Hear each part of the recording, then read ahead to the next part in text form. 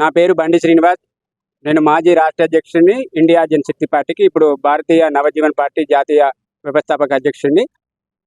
కరీంనగర్ నగరంలో ఉన్నటువంటి 35వ డివిజన్లో శ్రీనగర్ కాలనీలో ఇంటి నంబర్ 9-4-205కు సంబంధించినటువంటి భూమిని మా తండ్రి గారు కీర్తిశేషులు బండి భీమయ్య గారు, వారి బాల్యమిత్రుడు సయీద్ బిన్ ఆబద్ గారి నుంచి ఆ భూమిని, ఆ ఇంటితో యుక్తంగా 300 గజాల భూమిని కొనుగోలు చేయడం జరిగింది.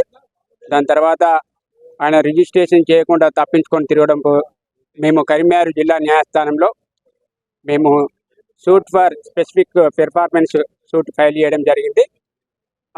ఆ సూటు పెండింగ్లో ఉండగానే షమీం సుల్తానా మరియు యాకూబ్ అనే వ్యక్తులకు ఆ ఇంటిని వాళ్ళు దొంగతనంగా రిజిస్ట్రేషన్ చేయడం జరిగింది.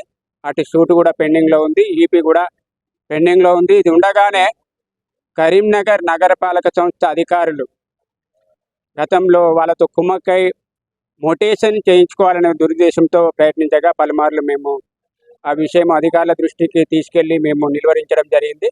అయినా కానీ ఈ మధ్య మా స్థానిక 35వ డివిజన్ కార్పొరేటర్ చాడగొండ బుచ్చిరెడ్డి గారితో కుమ్మక్కై deputy commissioner, municipal commissioner, Karimnagar నగరపాలక సంస్థ గారు, అదేవిధంగా షమీం, యాకూబ్ మహమ్మద్, చాడగొండ బుచ్చిరెడ్డి గారు కుమ్మక్కై ఆ ఇంటికి ఉన్నటువంటి మొటేషన్ రికార్డును మార్చడం జరిగింది.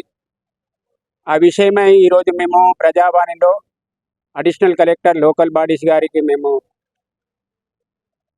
కంప్లైంట్ చేయడం జరిగింది.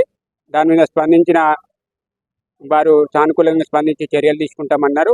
ఈ సందర్భంగా ఒకటే కోరుతున్నాను, ఇందుకు ఈ విషయమే మేము అడిగితే రెవెన్యూ ఆఫీసర్ ఆంజనేయులు గారు కానీ, రెవెన్యూ ఇన్స్పెక్టరు జంకే శ్రీకాంత్ రెడ్డి కానీ, అదేవిధంగా అక్కడ ఉన్నటువంటి రాకేష్ కుమార్ అనే బిల్ కలెక్టర్ కానీ పొంతనలేని సమాధానాలు చెప్తున్నారు. దీనికి వెనుక ఈ కార్పొరేటర్ల హస్తం ఉన్నది అనేది బహిర్గతమైంది. ఇక్కడ ఉన్నటువంటి పక్కద డివిజన్లో ఉన్నటువంటి దిండియాల మహేష్ వాళ్ళ వదినే అని చెప్పేసి ఆమె ఈ కార్పొరేటర్లతోనే ఆమె చాలా రికార్డులు కూడా మార్చినటువంటి సందర్భాలు కూడా ఉన్నాయని మా దృష్టికి వచ్చింది. కాబట్టి వెంటనే ఆమె మీద కూడా సమగ్రమైన విచారణ చేయాలి.